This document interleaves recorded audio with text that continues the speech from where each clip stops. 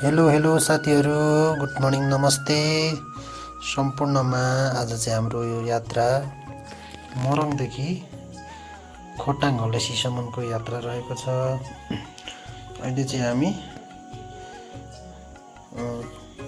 कोशी के अरे चतरा कटेर गाईघाट, उदयपुरको गाईघाटतर्फ जाँदैछौँ। अहिले हामी गाईघाट आइपुगिसकेका छौँ।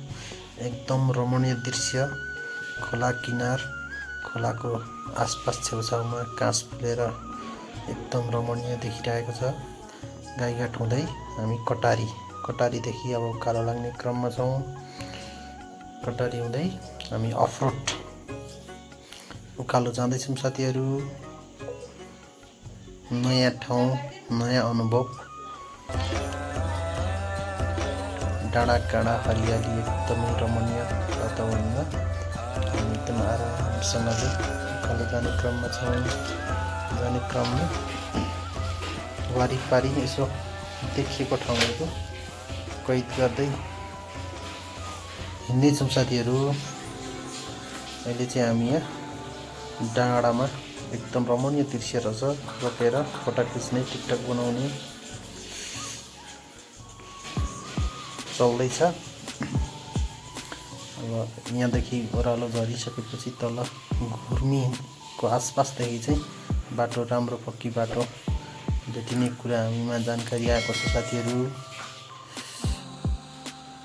एकदम अप्ठ्यारो बाटो चाहिँ लगभग पार गर्न भेट्यो हामीले। यात्रा रमाइलै भएको छ, बाटो चाहिँ अलि अप्ठ्यारो रहेछ। यस्तै छ साथीहरू।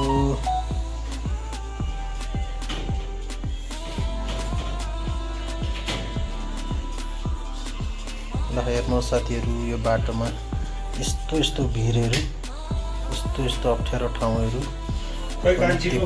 देख्न पाइयो। ल हेर्नु होला। हामी चाहिँ भोलि घुर्मीदेखि अर्कै उता सिन्धुलीको खुरकोटको बाटो जाने कुरा हुँदैछ साथीहरू। अब चाहिँ हामी पिच बाटोमा झरिसकेका छौँ, घुर्मीको आसपास। अब चाहिँ अलिक सहज बाटोमा झरेको छौँ। यो भिर हेर्दा चाहिँ काली लाग्दो भिरहरू देख्न पाइयो। अप्ठ्यारो बाटो, भिर पाखाहरू, खोला नाला पुलहरू छिचोल्दै सुनकोशी के कोशी अरे दुधकोशी, सुनकोशी नदी पार गर्दै उदयपुर अनि खोटाङ अनि के अरे कटारी अनि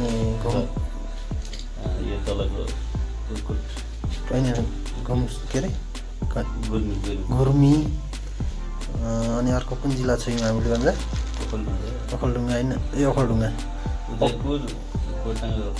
खोटाङ, उदयपुर, ओखलढुङ्गा, तीनवटा जिल्ला पार गर्दै हामी खोटाङ हलेसीतर्फ लाग्दैछौँ। बेलुकी पख भएको छ।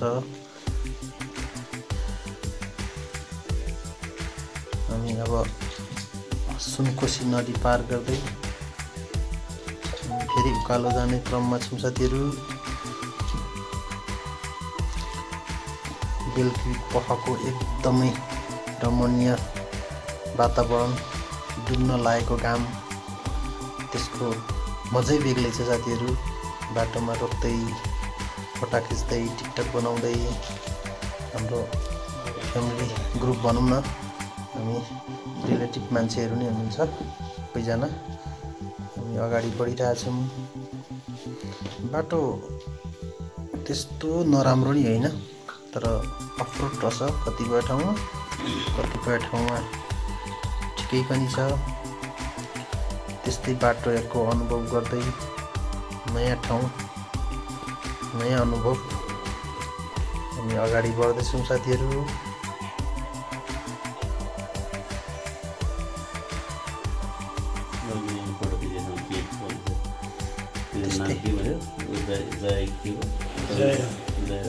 जयराम।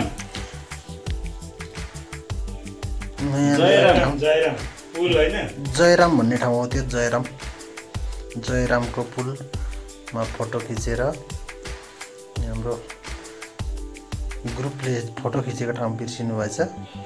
सोध्दै हुनुहुन्छ कस्तो राम्रो देखिएको तलको दृश्य।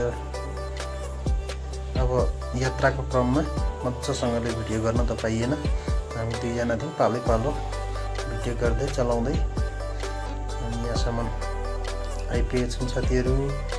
आज बेलुकी चाहिँ हामी हलेसी गएर बस्नेछौँ अनि बास बस्न मात्रै म हलेसी पुग्नेछौँ। अब क्रमशः भोलिपल्ट के हुन्छ, भोलिपल्ट के गरिन्छ त्यो भिडियो अर्कोमा आउनेछ, डे 2 मा आउनेछ। त्यसको भिडियो चाहिँ हेरिदिनु होला।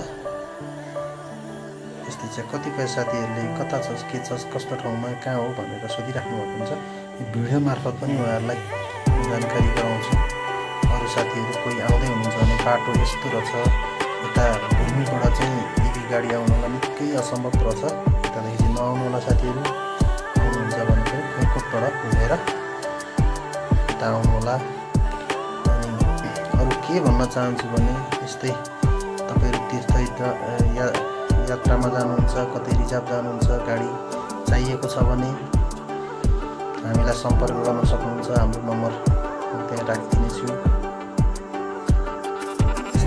यस्तै रमाइलो गर्दै फोटा खिच्दै भिडियो गर्दै आयौँ। ल साथीहरू सबैजनाले हेरिदिनु होला। फेरि भोलि भेटौँ ल। हस् त अहिलेलाई हामी लगभग छुट्छौँ। हामी अहिले हलेसीको आसपास नजिकै पुगिसकेका छौँ साथीहरू।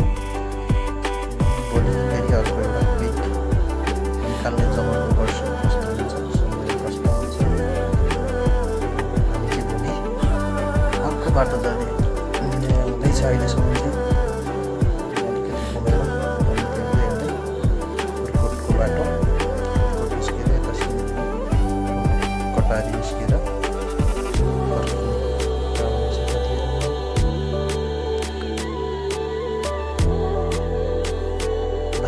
आउन चाहने कोही हुनुहुन्छ भने सम्पर्क गर्न सक्नुहुनेछ। हलेसी भयो, कुनै ठाउँ तीर्थयात्रामा जानुहुनेछ,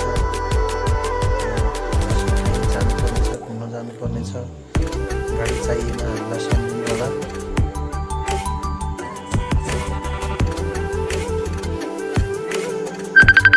भन्दै हामी अहिले छुट्न चाहन्छौँ।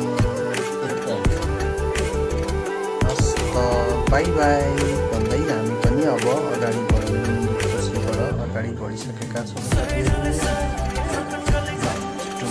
हामी अब खोटाङ जिल्ला प्रवेश गरिसकेका छौँ।